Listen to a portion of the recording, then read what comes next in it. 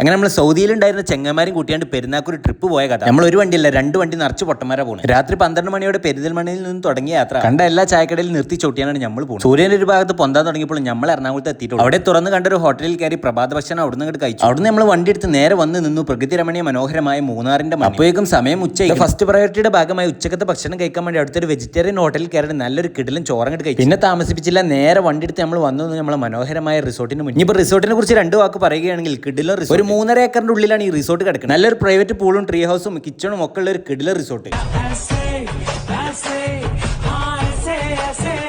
സീസണിൽ ഇപ്പോൾ ചൂടായതുകൊണ്ട് പൂളിൽ ഒരു നീണ്ട നേരത്തെ കുത്തിക്കായ്പകൾക്ക് ശേഷം ഒരു വണ്ടി എടുത്താണ് നമ്മൾ നേരെ പോകുന്നത്. തൊട്ടടുത്ത അങ്ങാടിയിൽ രാത്രിയിലെ കുറച്ച് ബാർബിക്യൂ ഉണ്ടാക്കാൻ വേണ്ടി. ഇവിടെ നിന്നപ്പോൾ ഒരു ഭാഗത്ത് മഴയൊക്കെ പെയ്യുന്നുണ്ട്. അങ്ങനെ അവിടുന്ന് സാധനങ്ങൾ വാങ്ങിയിട്ട് നേരെ നമ്മളെ റിസോർട്ടിൽ വന്നു. പിന്നെ നമ്മൾ ചെക്കന്മാരെല്ലാവരും വട്ടത്തിൽ നീളത്തിൽ നിന്നാണ്ട് ആ കരികെട്ട പരിപാടികൾ അങ്ങോട്ട് സെറ്റാക്കി. ആ വൈബസ്റ്റിക് ഫീൽ കിട്ടില്ല. അതിന്റെ ഇടയിൽ നമ്മളെ റിസോർട്ടിന്റെ ആളെന്ന് പറഞ്ഞു വിടാൻ ഇറങ്ങിയാണ്. പക്ഷെ നമുക്ക് ഭാഗ്യമില്ല, നമുക്ക് കാണാൻ കഴിഞ്ഞില്ല. അവിടെ സൗണ്ട് ഒക്കെ കേൾക്കുന്നുണ്ട്. പിന്നെ ഫോറസ്റ്റാർ എന്നിട്ട് ആകെ പടക്കൊക്കെ പൊട്ടിച്ചിട്ടുണ്ട്. നീണ്ട മണിക്കൂറുകൾക്ക് ശേഷം നമ്മൾ മസാല വെച്ച ചിക്കൻ ഇവിടെ റെഡി ആയപ്പോൾ അത് ചുട്ടെടുത്താണ്ട് ചെക്കന്മാരപ്പോൾ കൂട്ടിയാണ്ട് അതങ്ങോട്ട് പിടിച്ച് കഴിച്ചപ്പോൾ റാഹത്തുൽ ബർക്കത്ത്. ഇനി ഉറക്കാണ് ബാക്കി എടുത്തിക്കണം. അപ്പോൾ